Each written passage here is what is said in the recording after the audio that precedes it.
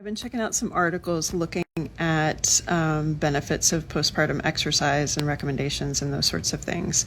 And it's funny, you know, if there was a paper, this one I'm looking at in JOSPT, it says, encouraging new moms to move more, are we missing the mark? And they're looking at the effect of exercise interventions on physical activity levels and cardiorespiratory fitness. Of all the things that moms are not paying attention to, it's their cardiorespiratory fitness. There was one in BJSM2.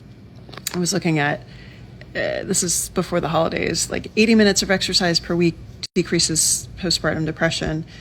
And the comments when I posted about that, people were like, 80 minutes? Where am I supposed to get that? Like privilege, all sorts of things. And 80 minutes a week, yeah, if you spread it across 7 days, it's not that much. But again, like just putting, I think a lot of this all is in how you put the information out and who you're talking to. And yes, we need to have some general guidance, but we also need to kind of tailor it to that person in front of us. Like if somebody says to me, okay, you need to do 80 minutes a week, my first thing is like, okay, I guess presented that way, it's like this huge barrier. So we have to be aware of how we're presenting information. And then again, is this person at risk of postpartum depression? Do they have the cognitive ability to take something like that and quite honestly, the executive functioning to be able to look ahead and plan that while they are sleep deprived and hormonal and all these other things. And I feel like there's just so many things that moms are like, you have to pay attention to this, you have to pay attention to this. And that's really where we, as the providers working with them, it's really important for us to sit down with them and not only help figure out where there are risks, like do you have cardiovascular risks? Do you, have concerns as far as like what type of exercise that you need to get back to? Do you need to do more resistance training?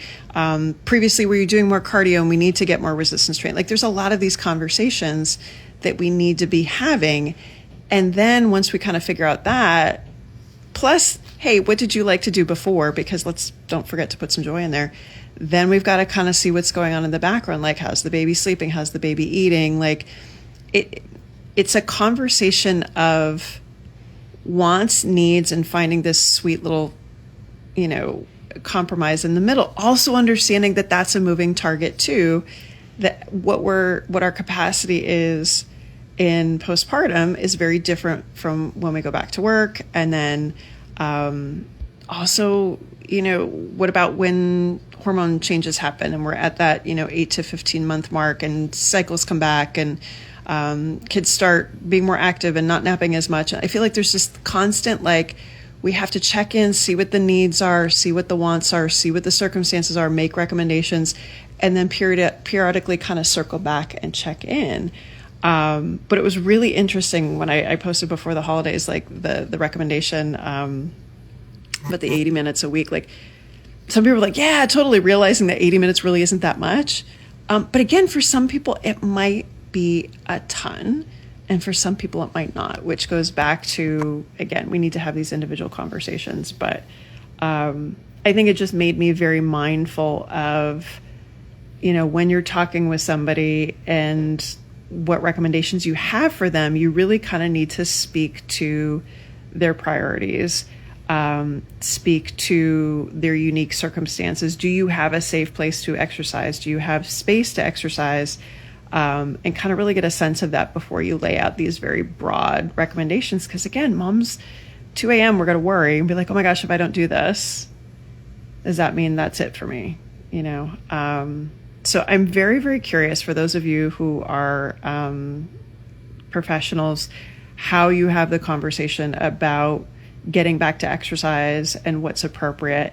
And then if you're a mom watching this, like, how do you even bring that up? And if you don't have a postpartum coach or trainer, you're not working with a physio, like, do your OBGYNs have that conversation? Because I Got Money says in the 7 minutes that they have with you or less, when they do have to talk to you about depression, make sure things aren't falling out of your body, make sure you're on birth control and say hi to your baby. Like, they're probably not going to hit on that. And that that expertise just isn't there, quite honestly. So I'm really curious about how you've tried to approach that conversation, what you got back, and so on. But again, I think, yes, there's a space and a place for broad recommendations and saying, hey, this is beneficial for a lot of things, but we really need to get down to that granular level with these conversations and figure out specific needs and deficits. So, and again, don't forget the joy. Don't forget the joy.